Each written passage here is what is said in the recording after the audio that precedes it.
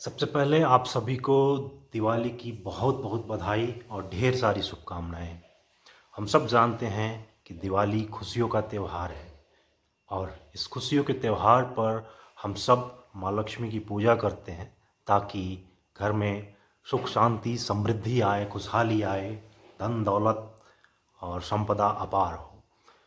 लेकिन ये ज़रूरी है कि हम अपने फ्यूचर के प्लान के लिए, समृद्धि के लिए छोटा छोटा निवेश करें।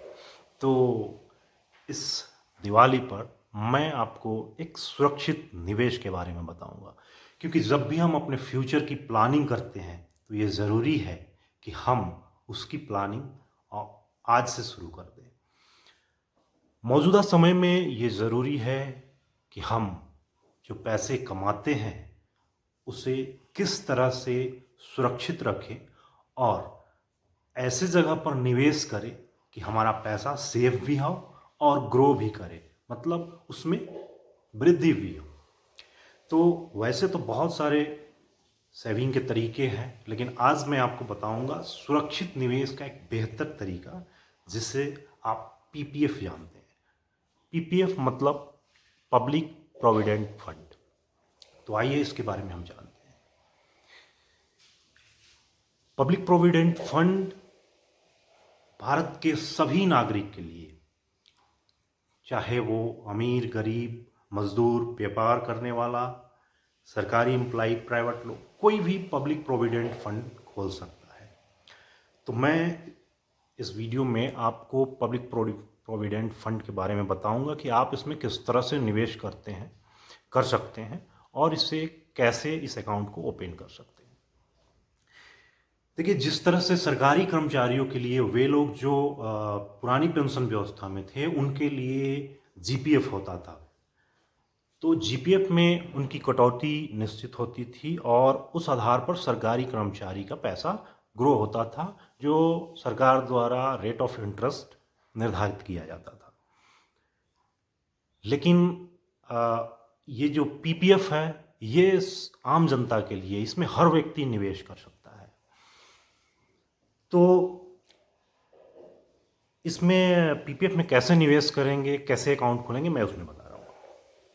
सबसे पहले ये किसी भी बैंक में जा कर के या पोस्ट ऑफिस में आप पब्लिक प्रोविडेंट फंड अकाउंट खोल सकते हैं। पब्लिक प्रोविडेंट फंड अकाउंट खोलने के लिए आप Aadhaar card, PAN card, ration card, voter ID, driving licence, इन सब डॉक्यूमेंट्स का इस्तेमाल कर सकते हैं। इसमें से कोई भी 2 डॉक्यूमेंट ले जा करके, फोटोग्राफ ले जा करके आप किसी भी बैंक में पब्लिक प्रोविडेंट फंड अकाउंट खोल सकते हैं। बड़ा ही आसान है, सिंपल सा 1-2 पेज का फॉर्म भरें और जमा करते ही हाथों हाथ अकाउंट आपका खुल जाता है। मौजूदा समय में पीपीएफ का जो इंटरेस्ट रेट है वो 7.1% है। 7.1% का रेट ऑफ इंटरेस्ट एक अच्छा रेट ऑफ इंटरेस्ट है, जो हमारे निवेश पर धीरे धीरे एक अच्छा अमाउंट जनरेट कर देता है। तो आपको बता दें कि पब्लिक प्रोविडेंट फंड का लॉकिंग पीरियड वैसे 15 सालों के लिए होता है। 15 साल के लॉकिंग पीरियड में आप लगातार जो भी आप इसको 100 रुपये से लेकर के और 1.5 लाख तक इसमें पैसे जमा कर सकते हैं। लेकिन इसमें कंडीशन ये है कि 1 साल के अंदर कम से कम 500 रुपये जमा जरूर करना है। तो 500 से लेकर के और 1.5 लाख तक 1 वर्ष के अंदर आप इसमें पैसा जमा कर सकते हैं। 15 साल से पहले इसमें कोई निकासी नहीं की जाती है। वैसे 7.5 साल बाद में इसमें आंशिक रूप से कुछ पैसा निकाला जा सकता है, लेकिन जनरली इसका लॉकिंग पीरियड 15 साल के लिए होता है। इसमें कमाल की जो चीज़ है वो है कंपाउंडिंग इंटरेस्ट। ये कंपाउंडिंग इंटरेस्ट है जिसके आधार पर हमारा पैसा उसमें बहुत अच्छा ग्रो होता है। तो इसमें अगर मैं इसका आपको कैलकुलेशन शीट भी बताऊंगा, इसमें किसी भी व्यक्ति के लिए, ये चाहे वो माइनर हो, 18 साल से कम का हो या ज़्यादा का हो, हर व्यक्ति इसे खोल सकता है। छोटे से निवेश से भी खोल सकता है। वो चाहे तो 500 रुपया भी जमा कर सकता है, 50,000 भी जमा कर सकता है, या 1.5 लाख भी जमा कर सकता है। दूसरी चीज़, इसमें मंथली या ईयरली का कोई फंडा नहीं है। आप इसमें जब चाहें जितनी बार चाहें पैसा जमा कर सकते हैं। आप चाहें तो एक बार में 1.5 लाख जमा कर दें, आप चाहें तो 5,000, 10,000, 50,000, जैसी आपकी कैपेसिटी है आप उस अनुसार से इसे जमा कर सकते हैं। चाहे तो मंथली बेसिस में भी जमा कर सकते हैं। तो इसका कोई लिमिटेशन नहीं है, लेकिन एक साल के अंदर ज़्यादा से ज़्यादा 1.5 लाख तक हम इसमें जमा कर सकते हैं। इसमें जो सबसे खास चीज़ ये है कि इसमें इनकम टैक्स सेक्शन 80 के अंदर इसमें इनकम टैक्स में आपको रिबेट भी मिलता है, इनकम टैक्स में डिस्काउंट भी मिलता है। तो ये भी एक इसमें अच्छी बात है।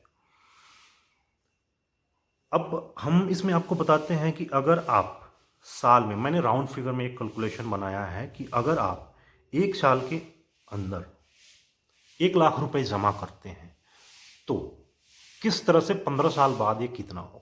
फिर मैं आपको बताऊंगा कि क्या ये 15 साल के आगे भी हम रख सकते हैं। तो सबसे पहले मैं आपको बताता हूं कि हाँ, अब अगर आप चाहते हैं कि 15 साल से आगे भी आप इसको जारी रखना चाहते हैं तो आप जिस ब्रांच में, जिस बैंक में आपने ये अकाउंट खोली है, वहाँ पर एक एप्लीकेशन दे करके और उससे 5 साल के लिए आगे बढ़ा सकते हैं। तो 20 साल के लिए भी रख सकते हैं और फिर एप्लीकेशन देके इसे 25 साल के लिए भी रख सकते हैं। इसे भी 2 तरीके से रखा जाता है।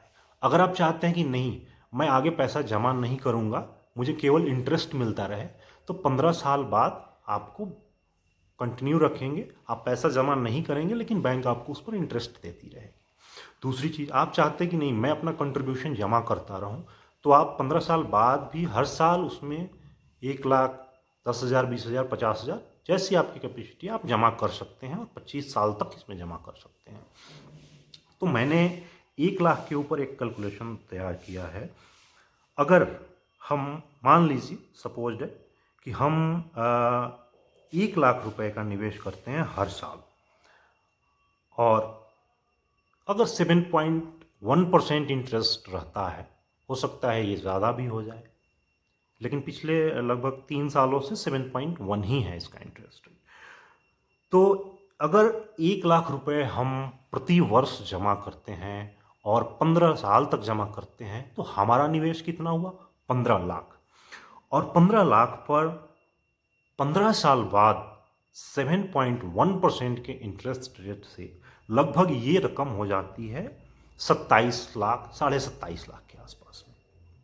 ठीक है, अगर यहीं 1 लाख रुपए की अवधि हम 5 साल और बढ़ा देते हैं और हम इसे 20 साल के लिए निवेश करते हैं तो हमारा टोटल अमाउंट हम जमा करेंगे 20 लाख, और 20 साल बाद जो हमें अमाउंट मिलेगा वो हो जाता है लगभग 44 से 45 लाख रुपया। अगर इसी अमाउंट को हम 25 साल के लिए जमा करते हैं तो ये लगभग 70 लाख के आसपास हो जाता है। तो आप समझ सकते हैं कि इसमें सबसे जो कमाल की चीज़ है वो है कंपाउंडिंग इंटरेस्ट। कंपाउंडिंग इंटरेस्ट शायद आप जानते ही हैं। जैसे हमने एक साल में 1 लाख रुपए जमा किया और उससे हमें अगले साल लगभग मान लीजिए कि 7,000 रुपया या 7,500 रुपया उस पर इंटरेस्ट मिला, तो उसके अगले साल हम फिर 1 लाख जमा करेंगे। तो इंटरेस्ट और पिछला अमाउंट 1,07,000, 7,500 जो पिछला अमाउंट है, और इस साल का जो 1 लाख है वो 2,07,000 पर हमें इंटरेस्ट मिलेगा। उसके अगले साल जो हमारा इंटरेस्ट मिलेगा, मान लीजिए 20,000 रुपये हमें इंटरेस्ट आ गए, तो 2,20,000 रुपया हमारा पहले से जमा है और 1 लाख और हम जमा करते हैं, 3 लाख हो गया। तो अब जो इंटरेस्ट मिलेगा वो 3,20,000 रुपये, मतलब इंटरेस्ट के ऊपर भी इंटरेस्ट मिलता है। और ये कंपाउंडिंग जो है धीरे धीरे धीरे एक लंबे अवधि के बाद में बहुत ही अच्छा खासा इनकम हमारे लिए बन जाता है। तो वैसे इन्वेस्टमेंट के बहुत सारे तरीके हैं, लेकिन मैं बात कर रहा हूँ सुरक्षित निवेश की। सुरक्षित निवेश का मतलब ये होता है जहाँ हमें बिल्कुल भी डरने की या चिंता करने की कोई बात नहीं होती है कि हमारा पैसा जहाँ हम लगा रहे हैं वहाँ सुरक्षित है या नहीं है। क्योंकि मौजूदा समय में निवेश के तरीके बहुत हैं, लेकिन वहाँ जोखिम भी है। जैसे म्यूचुअल फंड में आपने एडवर्टाइजमेंट देखा होगा या हर बार ये सुना होगा कि सब्जेक्ट टू मार्केट रिस्क, क्योंकि म्यूचुअल फंड का इन्वेस्टमेंट मार्केट के आधार पर हो सकता है वो म्यूचुअल फंड अच्छा ग्रो भी करे और कम भी हो जाए। तो इसलिए मैंने एक पीपीएफ एक ऐसा जगह है जहां आप बिना सोचे समझे सीधे निवेश कर सकते हैं। ये हर आदमी कर सकता है।